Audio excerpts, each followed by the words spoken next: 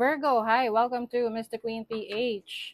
At ito ang inyong part 3 na reading for December 2025. So this is yung love life and family. So we will see ano yung energies for you ng inyong love life. Paalala lang, ang reading na to ay general reading. So maaari kayong makarelate, maaring hindi. Just take what resonates. And another reminder, ito lang po ang aking account dito sa TikTok, Mystic Queen PH. At Mystic Queen PH, yan po yung aking handle, yung aking username. May nagnanakaw kasi ng mga videos ko at talagang ginamit pa yung pangalan ko, Mystic Queen PH. Talagang ginamit talaga niya. Nakakairita. So, ayun, baka mag-transa kayo doon, no? Iwasan nyo yan, di ako mag-message sa inyo. At ito lang yung account ko. At Mystic Queen PH. Lahat yan ng social media. Lahat ng social media. Okay? So, let's see. Paalala, ito ay general reading. So, maaari kayong makarelate. Maaring hindi, just take what resonates. So, Virgo, ano yung energy ng love life ninyo? Ano yung energy ng love life ng mga Virgo ngayong December? Love life and family. Parang kagaya nung sa exploitation. Merong nagtitake advantage sa inyong kabutihan. Ine-exploit. Pwedeng yung iba sa inyo kasama nyo sa work to. I also see here na pwedeng sa family, no? Porket ikaw yung mas malaki yung kinikita or mas maayos yung kalagayan mo sa pera, ikaw yung parang inuobliga. Oo, inuobliga ng family o kaya inuobliga ka ng asawa mo, ng partner mo na ikaw yung mas gumastos kesa sa kanya. Siyempre sa relationship, okay lang naman gumastos ka, but dapat fair. Depende yan sa kung anong gusto nyo. Yung iba sa inyo, maari kasing nandun kayo sa situation na akala nyo siya na yung person for you or siya na yung talagang the one. Minsan kasi nagiging blinded tayo na ito yung person para sa atin forever na kahit na anong problema yung kaharapin ninyo, yung sitwasyon ninyo is magsistay ka. Oo. So, maari kasing hindi, yung commitment kasi dito ang problema kasi kung ikaw, committed ka sa kanya, pero hindi siya committed sa'yo. Nasaan ang totoong commitment? Nasaan ang partnership, di ba? Kasi sa relationship, dapat pareho kayo committed sa relationship, hindi lang one-sided. Okay? So, yun yung pag-isipan nyo. Kung hahayaan nyo yan. Meron din kasi dito na insecure So, pwedeng, since ikaw yung mas maganda yung sitwasyon sa trabaho, sa career, estado mo sa buhay, pwedeng na-insecure yung partner mo, na parang feeling niya ikaw dapat lahat, sa'yo dapat lahat ng responsibilities. The Lovers o commitment. Gemini energy.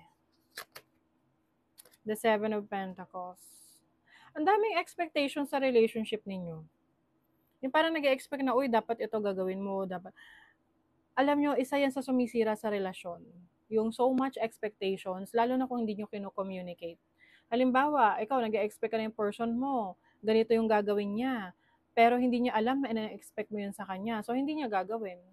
So pag hindi niya ginawa, maiinis ka. Yung iba naman, hindi talaga pinapakita na naiinis sila, nagpapatong-patong lang yun over time. Tapos biglang boom, sasabog. Tapos magugulat na lang, ang dami nang sinusumbat. The Five of Wands. Speaking of sumbatan, Five of Wands is argument, nag-aaway sila. Nagpapagalingan. Maaring merong competition sa relationship ninyo. Sino mas magaling, sino mas may alam. Tapos, kapag meron pa rito na parang ginagaslight pa, no? Parang kaya niyang baliktarin na siya yung may mali. Yung other person yung may mali, kaysa siya talaga yung may mali. Gets nyo? Yung bang tipong, halimbawa sasabihin na, ikaw, ang dami mong kayang gawin. Ako, ganito-ganito lang. Tapos ako pa yung aasahan mo dyan. Tapos parang ikaw pa yung masama. 'Di ba? Kasi kasalanan mo ba na magaling ka, na marami kang kayang gawin. At siya, wala siya masyadong kayang gawin. Ganun ba yun? Porket ikaw yung mas magaling, dapat sa'yo lahat yung responsibilidad. Six of Wands. Someone here kasi is so successful. Maaring ikaw successful ka sa buhay mo kasi you are really working hard. Seven of Wands. You have to set your boundaries. Okay? Kasi eto yun eh. Nati-take advantage tayo kapag lagi tayong give ng give ng give, at hindi tayo nagsiset ng boundaries. Tapos yun nga, kapag hindi mo na ibigay yung gusto nila, ikaw yung masama. Pwede itong mag-apply sa family ha, hindi lang to sa relationship, romantic, pwedeng sa magkakapatid o sa family. The Ten of Cups, you just want to have a happy family, a happy life. I see here na yung iba sa inyo, Virgo, baka magta-travel kayo na mag-isa lang or with your friends, with your loved ones na talagang totoong nagmamahal sa inyo. The Three of Pentacles is about working things out. So maaring, the moment na ikaw ay parang magbigyan mo ng time yung sarili mo na parang time out, kumbaga, at ma-miss ka ng person mo, bigla tong makikipag-ayos na, ano ba, ayusin na natin, sorry, gano'n. Okay lang sana kung marunong mag-sorry, no? Kaya minsan nag-gaslight ka pa, na ikaw talaga yung may kasalanan. Four of Cups. Someone here is hindi na kontento sa sitwasyon niya. So, pwede ikaw to, hindi ka na kontento sa sitwasyon mo with your person, na parang lagi na lang, paulit-ulit na lang yung problema, competition, maraming binibigay sa yung responsibilities. I feel like frustrated rin yung person mo sa relationship ninyo. Kasi maaring siya ang bagal ng takbo ng buhay niya individually.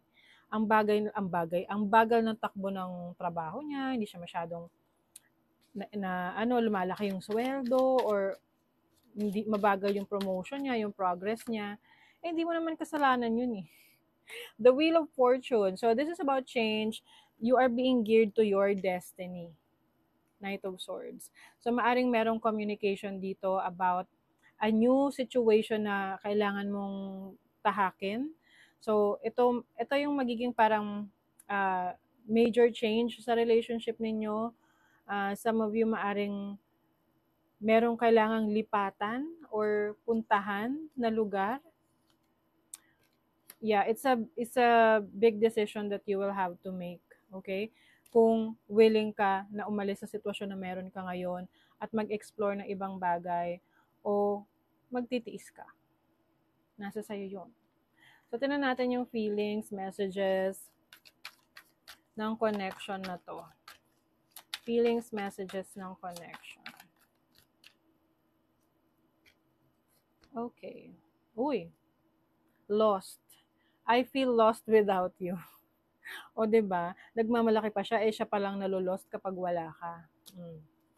Let me go. Oh my God. Gusto mo na ba umalis? Oh. You deserve all the good things in this world, and right now I am not in a space to give you the type of connection you deserve. Live your life and let me go. Maaring ito yung message mo sa person mo. You want your person na i-let go ka na, pero siya yung lost. Kasi parang hindi mo siya kawalan, ikaw yung malaking kawalan niya. If only there were a time machine to bring us back to those beautiful memories. Yes, meron kayong mga magagandang pinagsamahan, of course. Pero, marami kasing nagbabago over the years eh. So maaring may nagbago na sa dynamics ng relationship ninyo and hindi na kagaya dati na may mga masasayang situation. The only thing that is real is love.